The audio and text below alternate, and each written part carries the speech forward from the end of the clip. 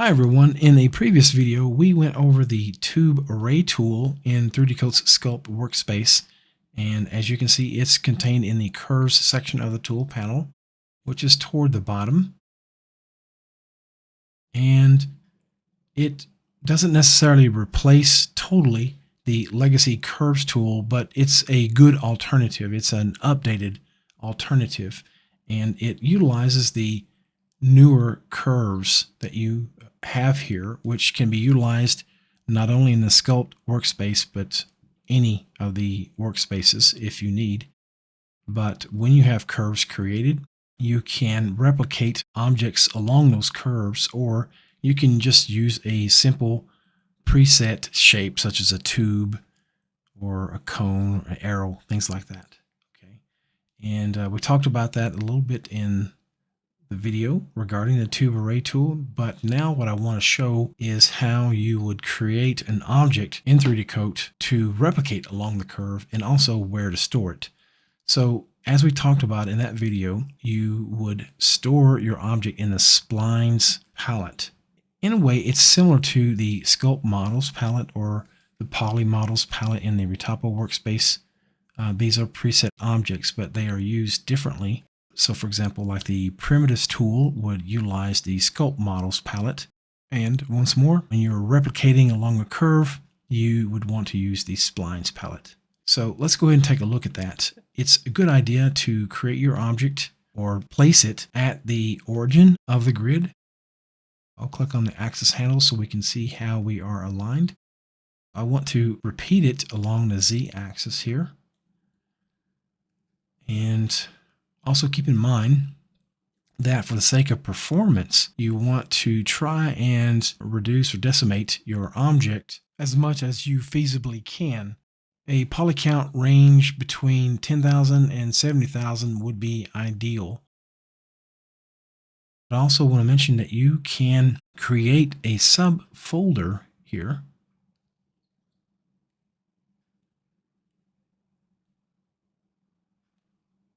And as I mentioned, you can drag and drop objects from the Sculpt Tree panel here, but you can also click here to import a model such as a FBX or OBJ. To create a new folder, new subfolder, you would click this plus icon. To import a file, you would click on this plus icon. All right, you can adjust the thumbnail size here. You can add a new folder, you can rename the current folder, or you can delete a folder if needed. All right, let's go back to the default. And so I have this object here. I'll hit the W key to turn wireframe on or toggle it. And we can see in the status bar below that we are currently sitting at about 4 million polygons for this model. That's too high to try and store in a spline palette. We could, but again, the performance would be very laggy if we are trying to modify dozens and dozens of copies of an object like this. So when we drag and drop, you will see that we have some options available to us. First, we will have a pop-up that will let us predetermine how we want to align our object. Right, you can align it along different axes. So I'm going to set that as 0.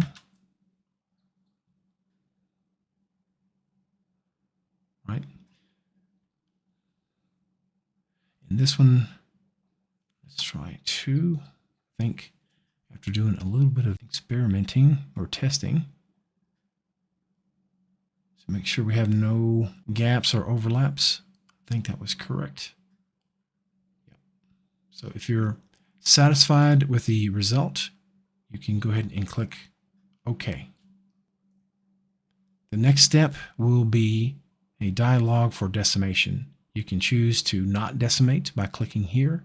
The reduction poly count is reflected in the percentage of decimation.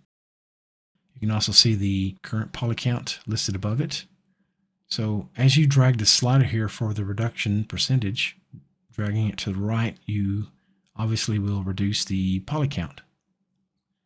So let's try something between, again, 20 and maybe 75,000. And I'll hit OK.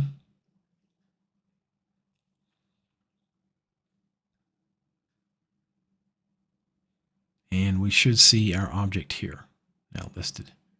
When you hover over it, you'll see the name it was given. You can rename it here if you like. So let's say fence section 70K. All right, now that we have created our spline palette object, we are ready to test it. Let's hide this sculpture layer. I have a spline that's already created, but I want to go ahead and show anyone who's new to 3D Coat how you would go about creating one from scratch. Let's go to the View menu, and then I will choose Snap to 3D Grid. In the E panel, you have the Closed Spline Draw Mode. You want to select that. You can also bring up the Curves editor here that you see in the toolbar. You can bring that up through the Curves menu and click on Activate Curves Editor. You can also hit the Q hotkey to bring the icons from the Curves editor right to your cursor. Okay, so just a very quick overview here. The first two icons are for editing your spline or your point. So edit spline, edit points, and then you have curve creation modes here. When you hover over them, they will explain exactly what they do. And then you have the transform tool that you can use to edit the entire spline or edit points that you've selected. You have the different point types that you can modify here: hard edge spline, B-spline, and Bezier splines. And then these help you decide if you want to split a point, basically splitting a curve in two. You can also join two points from two separate curves so that you combine two splines into one, and so on. Without further ado, I want to go ahead and just create something here. Let me go to the B-spline creation mode. So I'll just click, let's say here, and then maybe here, and then I'll hit escape to drop the spline creation. If you want to continue at some future point, you can click on the beginning or the end of the spline and just click on the point to resume creating your curve. Okay, same thing here. And then hit escape when you're done. All right, so let's say we are happy with that. So I'll turn that snapping off now. I don't necessarily need it anymore. All right, the first thing we need to do is right-click on our spline and choose Attach Tube or Models Array. In our Tool Options panel, we will have this list menu of different shape profiles. Straight is the one you would want to use if you want to keep your objects uniform as they are applied along the spline. But if you wanted to create these shapes, you could do that here.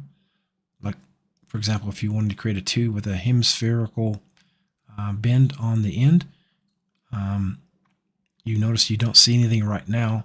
Let me reduce this radial scale down a bit.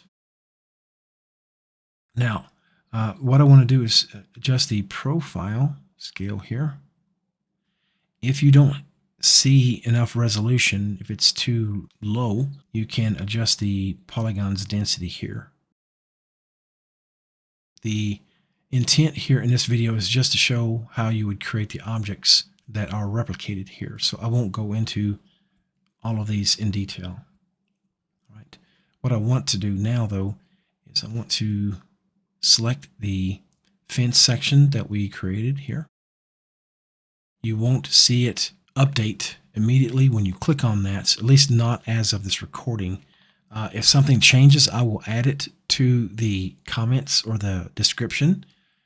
But for now, when you click on that, it does not automatically update. But what you need to do is simply click Apply Curves once you have clicked the thumbnail. Okay, and now you can see, because I chose hemisphere, it's conforming the ends to be hemispherical. That's why I said you want to try and use straight so it's uniform from one end to the other. But yeah, you can see that it's replicated along this spline. And with that, we will conclude this video regarding the creation and usage of spline pallet objects. I hope you found the video helpful. Thank you for watching, and we'll see you next time.